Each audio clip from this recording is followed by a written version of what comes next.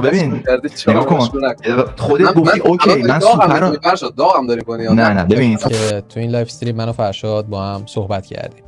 سلام دوستان، به کانال پرایم نیوز خوش اومدین. امروز میخوایم حواشی مربوط به آشتی کردن پیام و فرشاد سالنت رو بررسی کنیم. یادتون نره کانال رو ساب کنین عشقا.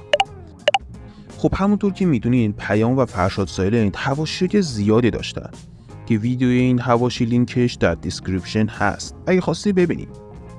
طی استریمی که از چنل ایزد پخش شده قرار شد که فرشاد نصف پول پیام رو بعد پاک کردن ویدیو کلاهبرداری پیام و نصف دیگش رو بعد ویدیو عذرخواهی پیام براش بریزه.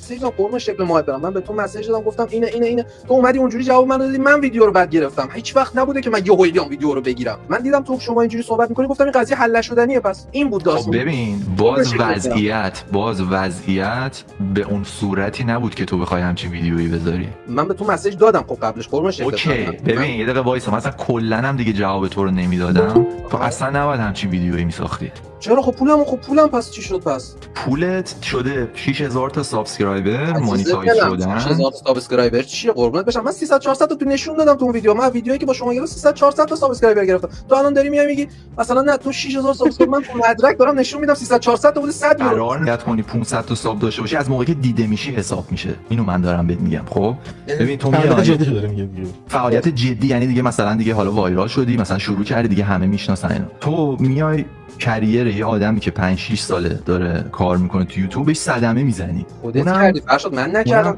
ببین من کردی که یه دقیقه وایسا. تو به ازای پولی که دادی من چند برابر بیشترش. اوکی من به تو نظرمون یکسان نیست عزیزم. خب دیگه یکسان نیست. چند برابر کار کردم ولی من میگم تو کاری که بوده رو نکردی. اینجا ببین نگاه کن همون قضیه سوپ و استیک است دیگه. مثلا استیک رو خوردی بعد میگی برو بابا من سوپم هم می‌خواستم گم شو. آخه ببین نگاه کن خودت گفتی اوکی من سوپ رو داغم داری کنی. نه ببین تو خودت گفتی من اونو نمیخوام به جاش اینو میخوام. داداش بحثو باز نکن. داغش داریم که من الان دارم موتورم داره داغ میشه. حرف زیاد. منظور چه پیام؟ نه موتور تو واسه من اینجا داغ نکن عزیزم. بذار این قضیه خیلی به خوبی و خوشی تموم بشه. فرشاد من سنش بیشتره. گفتم میگم بزرگتر از من. ولی آقا پیام یه چیزی بگم. این مدل حرف زدن من نمیدونم که فرشاد مگه این کارو بکنم خیلی برات نفعی نداره. به جاش بیا با هم ویدیو بگیریم رو کانالت بزنیم. این خیلی به نفعته، بیشتر به نفعته. یعنی که نفعی نداشته باشه اندازه اون کار نفع نداره. بزرگتریه که با ویدیو بگیرم. پیام نشون به اون نشون رو مبل گیم نت گفتیم یعنی بذارم تو چنل خودم. گفتم آره دیگه بعد بذاری تو چنل خودت. بعد برگشتم به چی گفتم فرشاد؟ گفتم اگر تبلیغ دائمی میکنی باشه، اگر تبلیغ دائمی نمیکنی نه خیر. گفتی میکنم. گفتی اگر تبلیغ دائمی میکنی تو کانالت تو ویدیو یوتیوب میذاری اینو که آقا برید ویدیوشو ببینید باشه. یه ویدیوی فرشاد باید وجود میداشت که تو توی اون میگفتی من با پیام ویدیو گرفتم. اوکی آره بمونه موندگار. آره کار نکردی و این از نظر من آره. پس اونایی که کردم چی؟ خب آقا من دارم میگم پول اون کاری که نکردی و بده. خودم داری میگی آره نکردم. پول اون کاری که نکردم 200 دلارم نیست پیام. حالا دیگه حالا چیزی بگم بچه‌ها، این واقعا اینو هیچ حدش نمیتونه مشخص کنه چقدر. ارزشش واقعا نمیشه مشخص. مثلا شاید از نظر فرشاد 200 دلار باشه، از نظر 600 دلار. خب ولی حرف پیام اینه که ما گفتیم این کارو میکنیم تو نکردی. و من واقعا اینو حق میدم دیگه. حالا هر چقدرم که از نظر منطقی درست غلط بوده، خیلی این صحبتو کردید. حالا آخرش این شده این داستان شما دو. پیام هم تو استریم میره ویدیوهای کلاهبرداری و ترای نات تو لو فرشاد سایلنت رو پاک میکنه و فرشاد هم پولو براش میریزه. یادش البته یه دونه دیگه هم بالا داشتم. آره اون ترای نات تو لف هم هست. اینه پایین اینه درسته؟ آره بریم از بیا. این چیه؟ بلندی عجیبه زبون. بلندی از الو داره پاک میشه.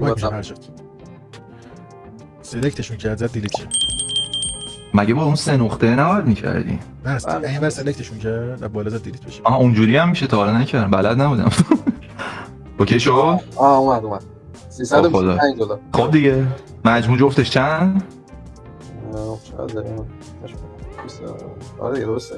چقدر شد مجموعه؟ 960 که در مجموع دو برابرش میشه 1920. نصف پول بدون سهم اون عدد خون ریزی رو هیچی، بدون خون ریزی نصفش. بعد پیام ویدیو میگیره یا خودتون بین خودتون یا تو همین رسید مجید دوست داشتید. من نمیدونم بخاطر تو همین استریم چیز من نمیدونم استریم من اوکی چی تو همین استریم؟ همین گفتم ویدیو پیام دارم، یعنی حالا یا تو استریم من یا همونجوری یا بین خودت تلگرام صحبت. نه دیگه خب همون جوری فقط خودش باشه، مثل همون حالت تو تصویر همون رو آپلود کنه یوتیوب. به نظر من واسه اینکه سوء تفاهم پیش نیاد قبلش پیام مثلا یه لینک بفرستید آن لیست براش فرشاد اوکی داد. اوکی. من قبل از این کارو بکنم، من تجربه درام زیاد دارم دوستان. آره قبل از پابلیش آن لیست کن بده فرشاد اوکی داد بعد پابلیش کن که دوباره پابلیش نشه، دوباره اون دلخور باشه چیزی دوباره داستان شه. بعد این ماجرا هم میاد یه ویدیو عذرخواهی میذاره که فرشاد سالم کلاهبرداری نکرده و همش سوء تفاهم. سلام بچه‌ها، امیدوارم حالتون خوب باشه. یه موضوعی هست که امروز باید راجبش صحبت کنیم. امیررضا دیشب یه لایفی داشت، لایف استریمی داشت که تو این لایف استریم من و فرشاد با هم صحبت کردیم. تو این لایف وقتی من صحبت میکردم با امیررضا و فرشاد به این نتیجه رسیدیم که کلاهبرداری نبوده و بیشتر سوء تفاهم کاری بوده که برطرف شد، حل شد و اینکه اینو باید یه ویدیو راجبش میساختم و میگفتم و ویدیوهای قبلی هم پاک کردم.